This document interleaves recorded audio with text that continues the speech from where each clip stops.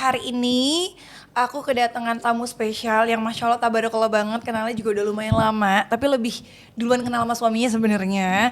Dan jarang banget masuk podcast, jadi ini sebenarnya agak pemaksaan sih sebenarnya. Karena kita lewat jalur suami gitu ya, biar mau gitu kan, tidak bisa berkutik suaminya kayak iya ya deh iya gitu ya. Hari ini aku kedatangan Ustazah Oki. Ya elah.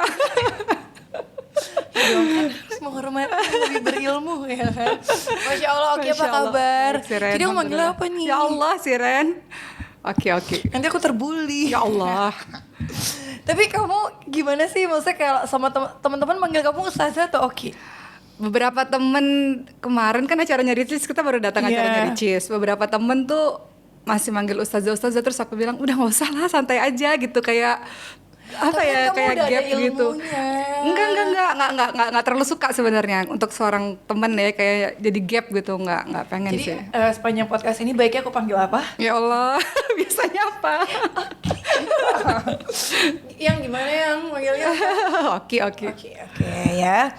Berhubung seumuran juga, lebih tua Oki ya? Siren berapa? 92. Aku 89. Oh ya Kak Oki. Jangan, oke, it's okay. Masya Allah ya, apa kabar? Baik, alhamdulillah. Siren sehat? Alhamdulillah sehat. Kemarin ketemu Wisnu di Mekah, akunya lagi sedih-sedih. Ya Nu ya, Masya Allah. nggak banyak ngobrol sama ini waktu itu.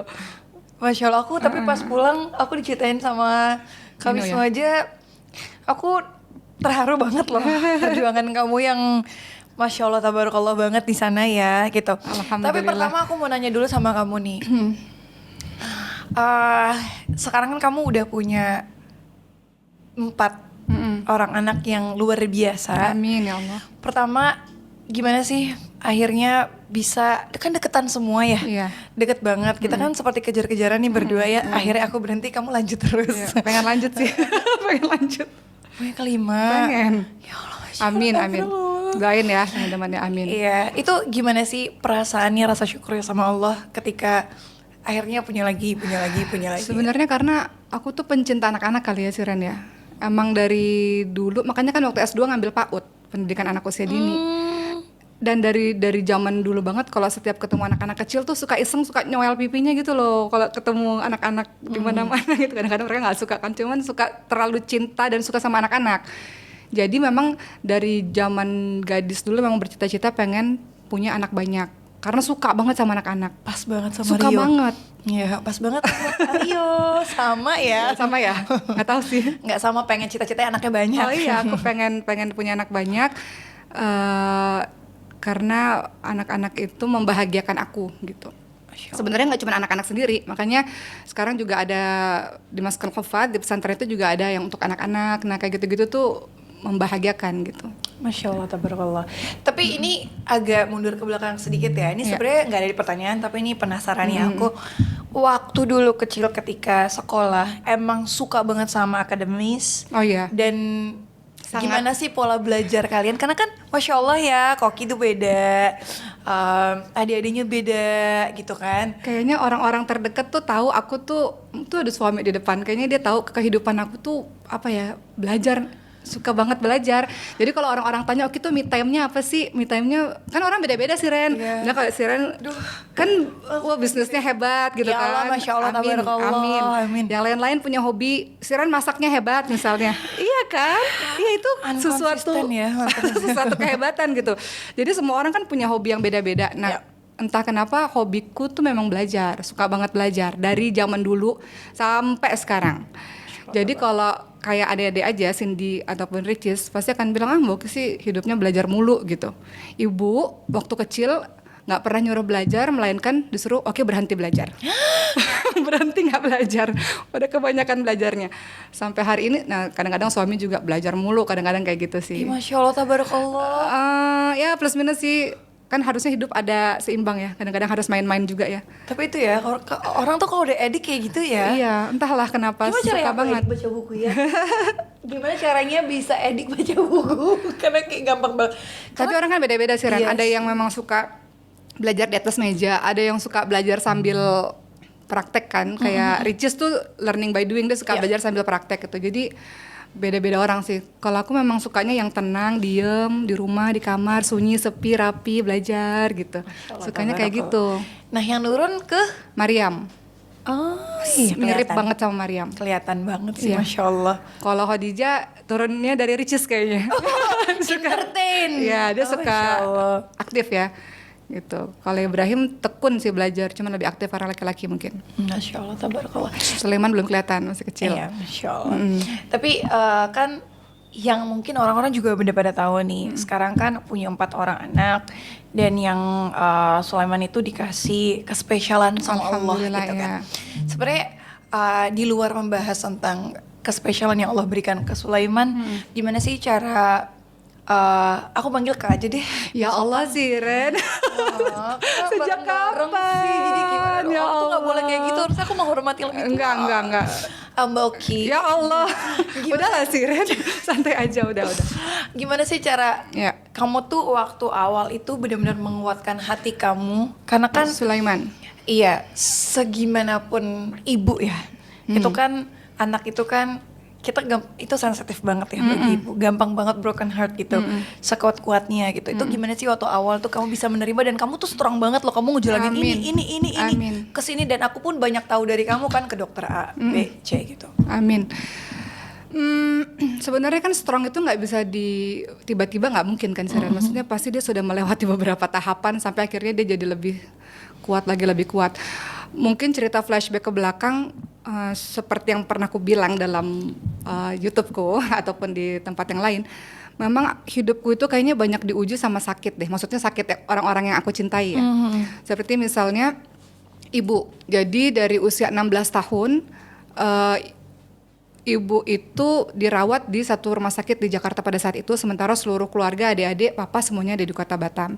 Jadi aku yang ngerawat ibu di rumah sakit pada saat usiaku 16 tahun. Ibu waktu itu penyakitnya pemphigus vulgaris, yang mungkin sebagian teman-teman udah pernah tahu. Itu penyakit apa sih? Itu penyakit autoimun yang ciri-cirinya seluruh kulitnya melepuh seperti orang habis terbakar, dari atas kepala sampai kaki. Jadi semua orang pasti takut kalau ngeliat itu, pasti takut.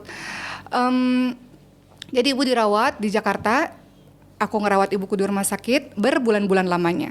Jadi hidup di rumah sakit berbulan-bulan itu banyak pelajaran hidup kan, bahwa kita ngelihat orang yang meninggal depan mata kita, karena ibu kan di satu ruangan yang banyak sekali pasien.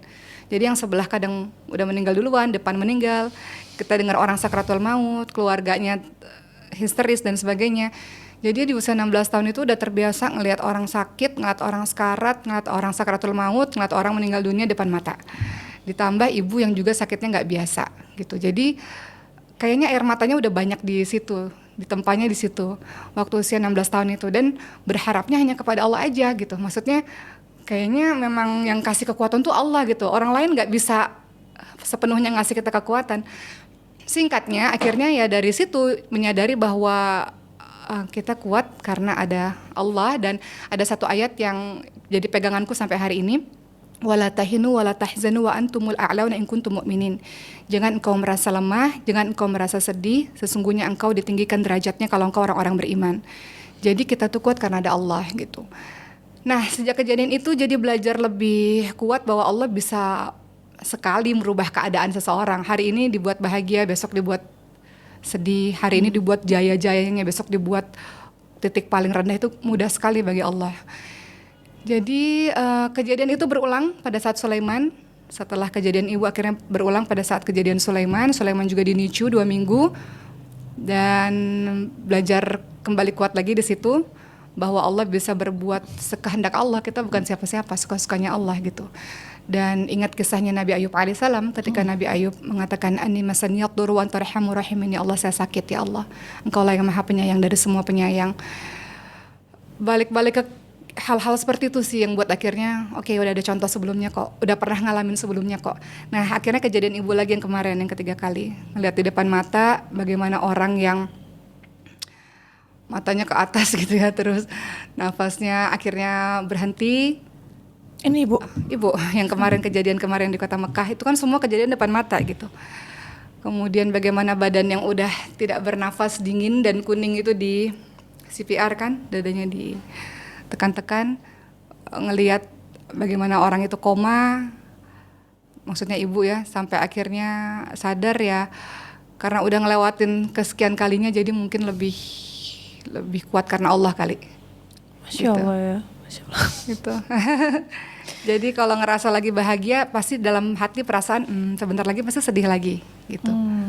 Kalau dikasih sedih, sebentar lagi pasti bahagia lagi kok gitu. Masya Allah. Jadi supaya Allah, minta stabil lah sama Allah. Kalau senang nggak terlalu senang, kalau sedih nggak terlalu sedih gitu. Karena gampang sekali bagi Allah merubah-rubah keadaan seseorang. Gitu. Yang kemarin, maksud Masya Allah ya, kayak yang aku dapat nih hikmahnya, sebenarnya perjalanan hidup seseorang, susah-susahnya seseorang itu sebenarnya Allah itu lagi melatih jiwa. Iya. Supaya lebih kuat ke depannya. Alhamdulillah loh. Aku jadi belajar banyak loh Siren. Maksudnya kalau dulu kan sehat ya biasa aja gitu. Tapi ketika ngeliat bagaimana orang sakit berjuang untuk sehat, jadi lebih menghargai kesehatan. Jadi lebih menghargai apa yang sudah dipinjamkan oleh Allah. Ngelihat anak bisa bergerak ya dulu biasa aja. Sekarang kalau ngeliat anak bergerak, alhamdulillah syukurnya besar. Ngeliat anak nangis ya biasa aja normal. Tapi ketika Sulaiman nggak bisa nangis, sekarang Sulaiman nangis ya bersyukurnya besar. Dulu ngeliat orang bernafas biasa aja. Sekarang ketika ibu henti nafas kemudian dikasih nafas lagi sama Allah, sekarang syukurnya lebih besar.